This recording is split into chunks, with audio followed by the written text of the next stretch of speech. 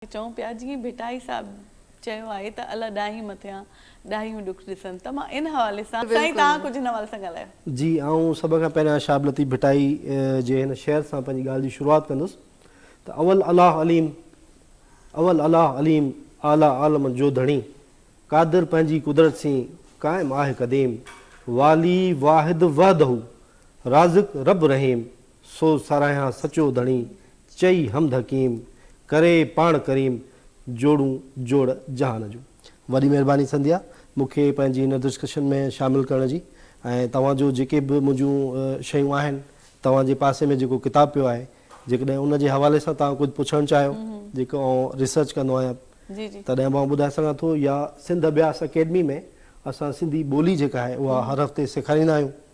जेको माण्हू ऐं हिन तव्हांजे चैनल जे थ्रू दावत थो ॾियां सभिनी खे त कंहिं बि क़ौम कंहिं बि ॿोली कंहिं बि रंग ऐं कंहिं बि नसुल सां तालुक़ु रखंदड़ को माण्हू हुजे जेको असांजी सिंधी ॿोली सिखणु चाहे त उनखे आउं इनवाइट कयां थो फ्री ऑफ कास्ट उनखे असां सेखारींदासीं। अच्छा जी ऐं ॼाण जे हवाले सां छा चवंदा? ॼाण हाणे इन जेको शहर आहे अलाह ॾाही मथियां छो त ॾाहियूं ॾुख ॾिसनि मूंसां मूं पिरनि भोराईअ में भाल कया।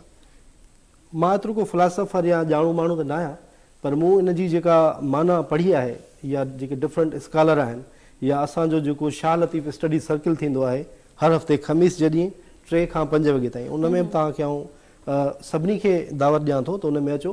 उन में हिकु दफ़े इन शहर ते इन जी माना ते बहस छिड़ियो। अच्छा त हाणे जेको अलाह ॾाही म थिया आहे इन म जी माना जेका आहे मुंहिंजे साम्हूं वॾा स्कॉलर वेठा आहिनि ऐं हिकिड़ो नंढड़ो ख़सीस माण्हू आहियां। इन ख़सीस माण्हू हुजण ते बि शाह लतीफ़ हिकिड़ो शेर आहे त जर ते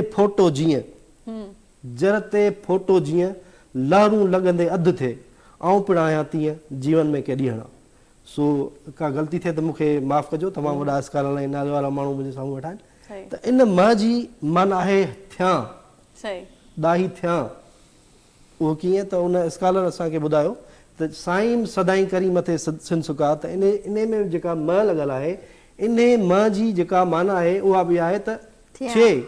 अच्छा साईं म सदाई करी मतिलबु सिंध ते सुकार थिए। हाणे शाह लतीफ़ भिटाई ईअं कीअं चवंदो त साईं म सदाई साईं सिंध ते सुकार न थिए त इन जी इन मिसाल ॾियण जी जो मक़सदु इहो त इहो ई मिसाल ॾेई सम्झायो वियो असांखे त इते जेका म आहे अलाह ॾाही मथियां छो त ॾाहियूं ॾुख ॾिसनि माना आउं ॾाही थियां।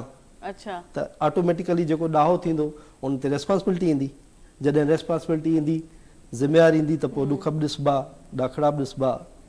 जीअं ससीअ ॾुख ॾिठा जीअं मूमल ॾुख ॾिठा जीअं सोणीअ ॾुख ॾिठा त अहिड़े तरीक़े सां आउं सम्झां थो जेका मुंहिंजी इंटरप्रिटेशन आहे छो त हर माण्हू जो पॉइंट ऑफ व्यू डिफरेंट हूंदो आहे हर माण्हू जी थिंक टैंक जेका आहे उहा डिफरेंट हूंदी आहे।